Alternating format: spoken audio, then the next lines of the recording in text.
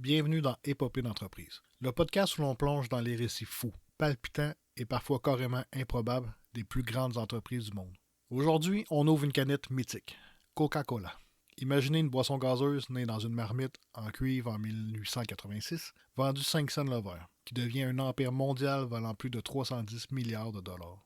Comment une expérience farfelue d'un pharmacien d'Atlanta a-t-elle conquis la planète? Des comptoirs à soda aux campagnes TikTok, des batailles juridiques au triomphe olympique. Voici l'histoire de Coca-Cola.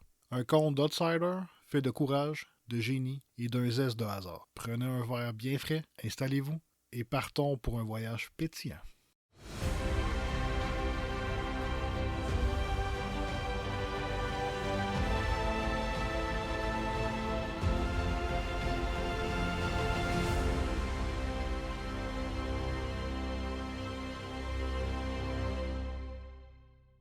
Nous sommes le 8 mai 1886 à Atlanta, en Georgie. La ville est en effervescence, 50 000 habitants, c'est un centre commercial du Sud qui se relève de la guerre civile.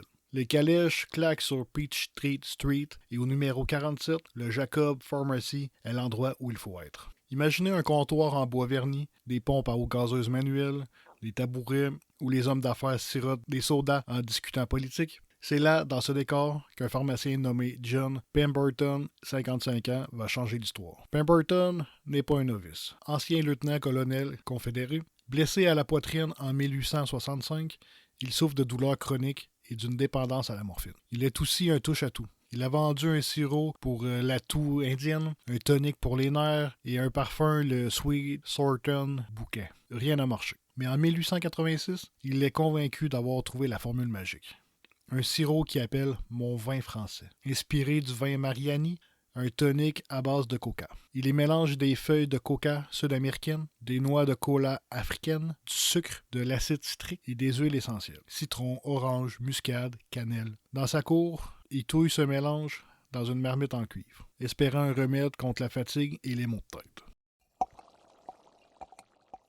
Mais ce sirop a un problème. Il est instable, chaque lot varie. Trop sucré, pas assez pétillant ou carrément amer. Les feuilles de coca importées à grand prix contiennent une trace de cocaïne, environ 9 mg par litre. Légal à l'époque, mais controversé. Les noix de coca, difficiles à trouver, sont souvent remplacées par de la caféine synthétique. Pemberton dilue son sirop avec de l'eau gazeuse à la Jacob's Pharmacy et le 8 mai, le premier verre est vendu pour 5 cents. 9 verres par jour, c'est tout. Pas de fanfare, pas d'article dans le journal, juste une nouveauté parmi d'autres. Face à des concurrents comme Dr Pepper, créé un an plus tôt au Texas. Pourtant, un homme croit en ce sirop. Frank M. Robinson, un ancien employé de banque avec un talent pour la calligraphie. C'est lui qui baptise la boisson Coca-Cola, un nom percutant inspiré des ingrédients. Coca et Cola. Il dessine le logo en écriture Spencerienne, élégante et fluide, toujours utilisé aujourd'hui.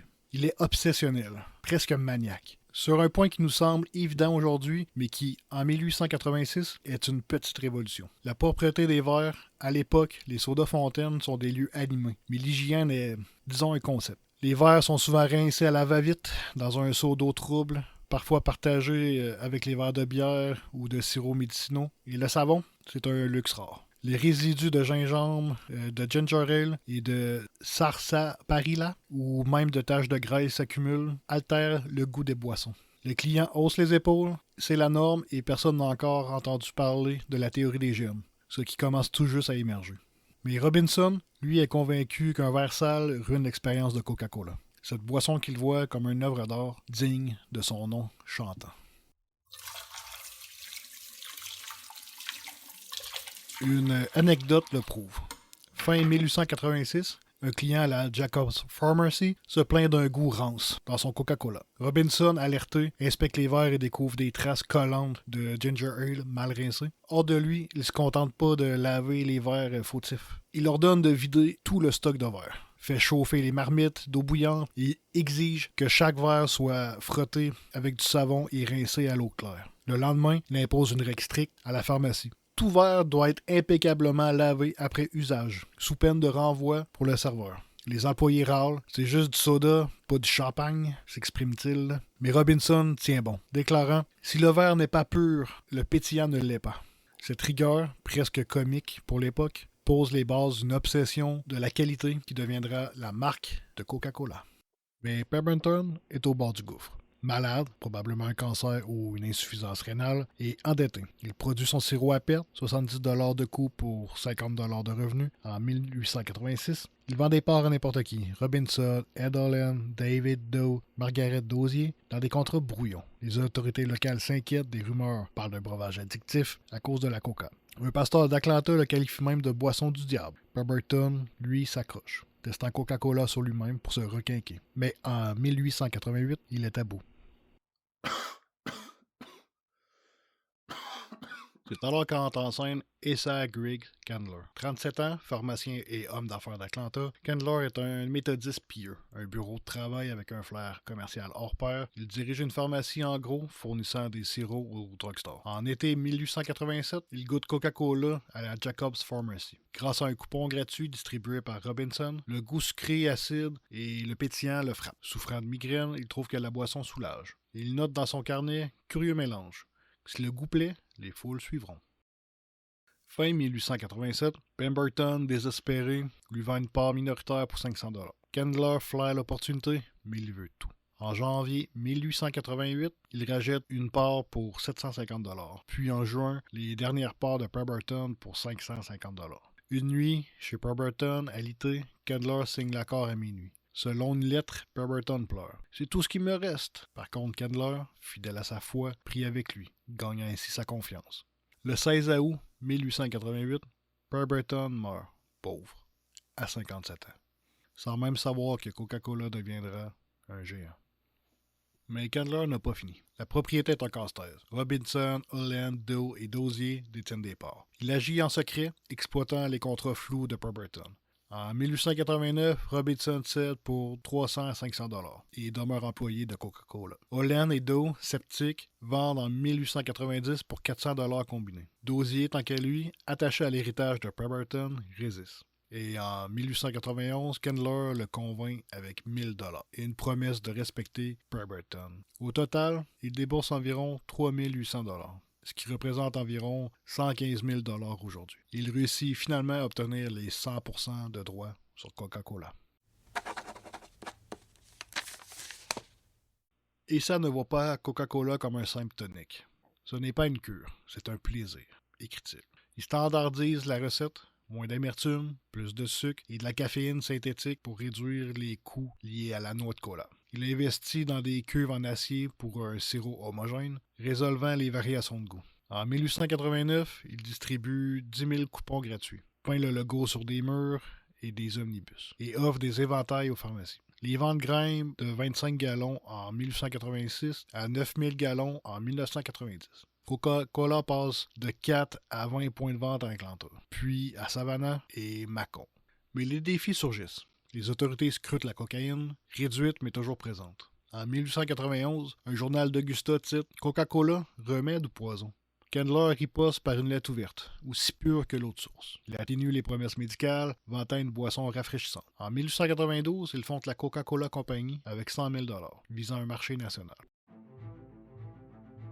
Les années 1890 sont un tourbillon. Asa transforme Coca-Cola en phénomène régional puis national. En 1895, 48 000 gallons sont vendus dans 10 États du Sud. Il dépense 25 000 $ en pub en 1990, en affiches, enseignes lumineuses et slogans « Drink Coca-Cola ». Il gagne des procès contre des imitateurs comme Roxa-Cola, brevetant le nom en 1897. La recette gardée dans un coffre-fort devient un mythe, mais Candler résiste à une idée, l'embouteillage. Les bouteilles artisanales fuient. Le goût varie et il craint une perte de qualité. En 1897, Joseph Biden-Arm, un confiseur du Mississippi, embouteille Coca-Cola avec des bouchons de liège. C'est un succès local. En 1899, deux avocats de Chattanooga, Benjamin Thomas et Joseph Whitehead, proposent un réseau d'embouteillage national. Candler, sceptique, leur cède les droits exclusifs pour $1.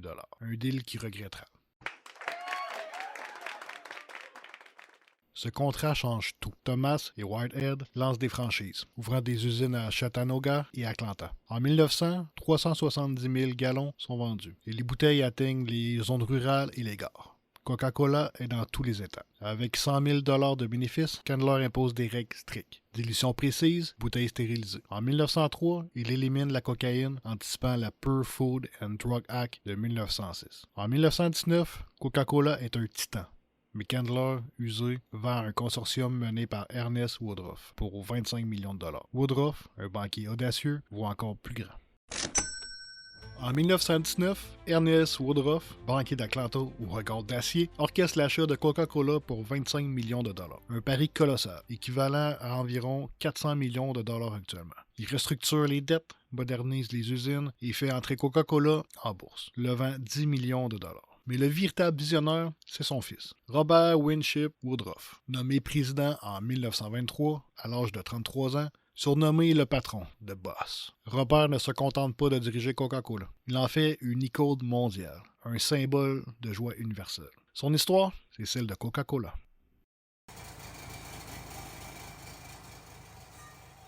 Robert est un homme de terrain, charismatique, intuitif. Il a abandonné l'université pour vendre des camions, apprenant les affaires dans la poussière. Lorsqu'il prend les rênes, Coca-Cola vend 6 millions de caisses par an. Mais Robert voit plus grand. Je veux que Coca-Cola soit à portée de chaque main, partout, tout le temps. Voici comment il y parvient étape par étape. En 1923, il standardise l'expérience. La bouteille Contour, créée en 1915 pour contrer les imitateurs, devient son arme. Inspirée par erreur. D'une gousse de cacao, sa forme gablée est unique, reconnaissable même dans le noir. Robert investit 5 millions dans les usines automatisées pour la produire en masse, imposant des normes strictes. Verre épais, capsules métalliques, 6,5 onces précises. Résultat, la production triple, atteignant 18 millions de caisses en 1925. Le marketing est son génie. En 1926, il crée le slogan « It had to be good to get where it is ». Il fallait que ce soit bon pour en arriver là, vantant la qualité. En 1929, The Pause That Refresh, la pause qui rafraîchit. Cible des travailleurs, les familles, les étudiants, un moment de répit dans un monde en crise. Elle dépense 2 millions de $ par an en pub. Affiches de familles souriantes, logos sur des horloges, plateaux, même des avions. En 1928, il sponsorise les Jeux olympiques d'Amsterdam, distribuant 1000 caisses gratuites, associant Coca-Cola à la grandeur mondiale.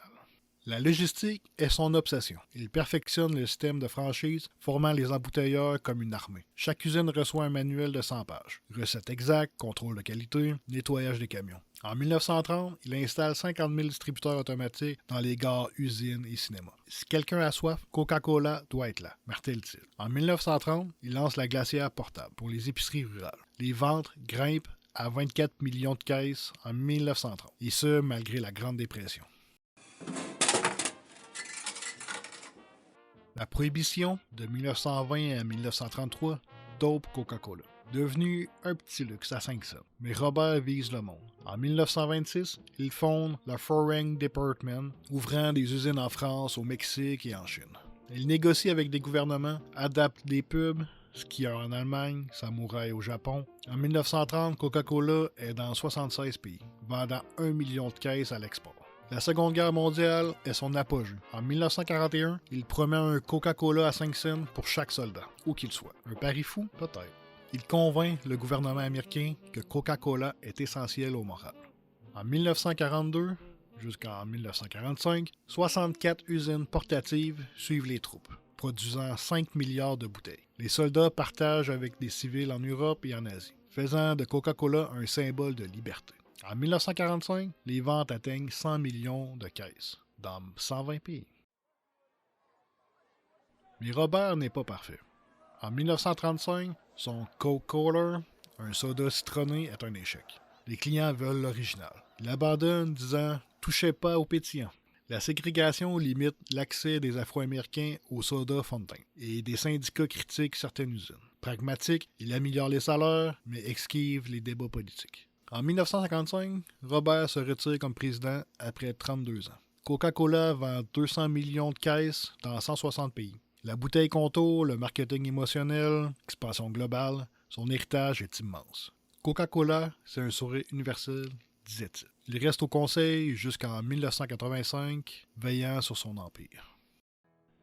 Robert Woodruff a bâti un empire. Mais les années 1955 à 1980 mêlent triomphe et tension, tandis qu'un rival, Pepsi, commence à montrer les dents. Ralentissons pour explorer cette période charnière. Avant la guerre ouverte entre Coca-Cola et Pepsi dans les années 1980. En 1950, Coca-Cola domine. Le baby boom et les suburbs américains font exploser la demande. 80% des foyers ont une bouteille au frigo. Les pubs de Norman Rockwell, avec des enfants rieurs, incarnent l'optimisme américain. En 1955, Coca-Cola lance des canettes en aluminium. Plus pratique, et les ventes atteignent 250 millions de caisses. La marque s'ancre dans la culture pop. Elle apparaît dans Rebel Without a Cause en 1955 et sponsorise Disneyland dès son ouverture. Mais la globalisation accélère. En 1950, Coca-Cola ouvre une usine en Inde, mais les réglementations forcent une fermeture dès 1977. En 1959, une usine au Maroc marque l'entrée en Afrique. En 1960, l'acquisition de Minute Maid ajoute des fruits. Et Fanta, créé en 1940 en Allemagne nazie, gagne l'Europe. Sprite, lancé en 1961, domine le citron lime. En 1965, Coca-Cola est dans 140 pays, vendant 400 millions de caisses par année. Pourtant, Pepsi se réveille. Relancé dans les années 1930, il cible les jeunes avec des bouteilles de 12 onces et des pubs dynamiques, tandis que Coca-Cola sont toujours aux bouteilles de 6,5 onces. En 1950, Pepsi détient 10% du marché contre 40% pour Coca-Cola, mais sa croissance inquiète. En 1965, Pepsi fusionne avec Frito-Lay, gagnant des fonds pour des campagnes agressives. Leur slogan, Come Alive, You're in the Pepsi Generation, ressentez la vie, vous faites partie de la génération Pepsi, de 1963, séduit les baby boomers. Coca-Cola contre-attaque avec la culture pop. En 1969, elle sponsorise Woodstock, distribuant 100 000 bouteilles. Le jingle I'd like to buy the world a Coke. J'aimerais offrir un Coke au monde entier. En 1971, devient un tube, un vrai hit, repris par des groupes pop. Les Jeux olympiques de 1960 et 1980 renforcent la visibilité mondiale. En 1979, un deal avec l'URSS en pleine guerre froide fait de Coca-Cola la première marque occidentale à percer le rideau de fer. Mais des écueils surgissent. En 1970, des traces de pesticides dans l'eau, utilisées en Asie, déclenchent des rappels coûtant 10 millions de dollars. En 1977, un boycott en Inde accuse Coca-Cola d'épuiser les nappes phréatiques, ternissant l'image. Aux États-Unis, la ségrégation persiste dans certains soda fountain jusqu'aux années 1960, provoquant des crises. Coca-Cola répond par des dons à des causes sociales, mais reste prudente. En 1980, Coca-Cola détient 36% du marché, Pepsi 30%. Les pubs de Coca-Cola avec Bill Cosby et des slogans comme Coke Is It semblent vieillottes face à Pepsi, qui signe des stars comme Michael Jackson. Sous Roberto Goizueta, nommé PDG en 1981, Coca-Cola est un géant, mais vulnérable. Les années 1980 marquent une bataille épique. Coca-Cola contre Pepsi. Un duel qui secoue l'industrie. En 1983, Pepsi dépasse Coca-Cola aux États-Unis avec 36% du marché contre 34%. Comment un outsider a-t-il défié le roi? Grâce à un marketing redoutable et des erreurs de Coca-Cola. Pepsi mise sur la jeunesse. Le Pepsi Challenge, lancé en 1975, envahit les centres commerciaux et MTV. Dans ses tests de goût à l'aveugle, 55% préfèrent le goût plus sucré de Pepsi. En 1983, Pepsi vend 1,2 milliard de caisses contre 1,1 milliard pour Coca-Cola. Les pubs comme The Choice of a New Generation, le choix de la nouvelle génération, en 1984, met en scène Michael Jackson, Lionel Richie et David Bowie, captant les 15-25 ans. Pepsi innove avec des bouteilles plastiques, plus légères, et Diet Pepsi, qui domine les supermarchés. Coca-Cola, alors dirigé par Roberto Goizueta, est sur la défensive. Roberto, un alchimiste cubain devenu PDG en 1981, a modernisé les finances, mais son marketing est dépassé. Les pubs nostalgiques avec Bill Cosby et Coke Is It ne rivalisent pas avec l'énergie de Pepsi. Les études internes sèment la panique. 60% des jeunes préfèrent Pepsi dans les écoles. En 1984, Coca-Cola perd 2% de part de marché en 6 mois. En 1985, Roberto prend un risque historique. New Coke, une formule plus sucrée pour imiter Pepsi. Testée auprès de 200 000 consommateurs, elle plaît à 55%. Le 23 avril 1985, New Coke remplace l'original. C'est la catastrophe. Les fans sont furieux. En 3 mois, 400 000 plaintes inondent Atlanta, donc 8 000 appels par jour. C'est comme trahir la Constitution, écrit un client. À Atlanta, un boycott traverse 10 000 bouteilles dans les rues. Les ventes chutent de 15% et Pepsi gagne 8% de part. Ils n'ont d'ailleurs pas raté l'occasion de se moquer. Ils ont sorti des pubs bien piquantes, du genre « Même Coca-Cola sait que Pepsi a un meilleur goût ». Ils ont surfé sur le malaise en mode « Pourquoi changer une recette si elle était si bonne ?» Goizueta, sous pression, admet l'erreur. nous avons sous-estimé l'amour pour l'original. Le 11 juillet 1985, Coca-Cola Classic revient. Accompagné de 24 000 bouteilles gratuites distribuées à Atlanta, les ventes rebondissent de 10% en un mois. Le vrai pétillant est là, proclame Roberto. Le fiasco galvanise l'entreprise. En 1986, Diet Coke dépasse Diet Pepsi et des pubs qui rajeunissent l'image. En 1990, Coca-Cola reprend la tête avec 38% du marché contre 34% pour Pepsi. New Coke devient une leçon. Ne jamais trahir le pétillant. En 2000, Coca-Cola chancelle. La fin des années 1990, c'est un cauchemar. En 1999, une crise en Belgique où 250 consommateurs tombent malades à cause de canettes contaminées. Tout cela coûte 200 millions de dollars et 5% des ventes européennes. La communication maladroite de Douglas Ivester, PDG depuis 1997, empire la situation. Ivester est un comptable brillant, mais froid. Minimise l'incident, aliénant les clients. En 1998, une dévaluation en Asie réduit les profits de 15%. Pepsi avec Britney Spears et Gatorade talonnent avec 34% du marché contre 35%. En 2000, Ivester est poussé vers la sortie, laissant une entreprise fragilisée. En 2004, Coca-Cola est en perte de vitesse. Les ventes stagnent, l'image de marque s'essouffle. C'est alors qu'entre en scène Neville Easdale. Irlandais de 61 ans, il a passé sa carrière chez Coca-Cola. De l'Afrique à l'Asie, grimpant les échelons depuis les années 60. Retraité depuis 2001, il revient aux commandes avec une promesse simple. Coca-Cola a perdu son pétillant, mais je vais le ramener. Il a une stratégie simple mais puissante. Sa stratégie a 4 piliers. Le premier pilier, l'innovation. En 2005, il lance Coke Zero, sans sucre, mais au goût quasi identique à l'original. En 2007, Coca rajoute Vitamin Water pour 4,1 milliards de dollars. Une marque star sur le marché des boissons fonctionnelles. Le deuxième pilier, le marketing. En 2006, Coca-Cola lance The Coke Side of Life, une campagne émotionnelle axée sur le bonheur, l'amitié et le partage. En parallèle, le phénomène viral Mentos plus Coke explose sur Internet. Résultat, plus 10% de vente. Et Coca-Cola mise gros sur les grands événements. 5 millions de bouteilles distribuées pendant les Jeux d'Athènes en 2004, visibilité mondiale renforcée à la Coupe du Monde de 2006. Le troisième pilier, l'expansion. Easdale cible l'Asie. Et en 2008, la Chine représente déjà 50 millions de gallons vendus. Coca-Cola passe de 195 à 206 pays en 6 ans. La marque devient plus que mondiale. Elle devient omniprésente. Le dernier et quatrième pilier, la cohésion interne. Les relations avec les franchisés tendues sous le PDG précédent sont apaisées grâce à des sommets mondiaux. Et en interne, Easdale mobilise. Primes, formation, reconnaissance. Il redonne envie aux 70 000 employés de porter la marque.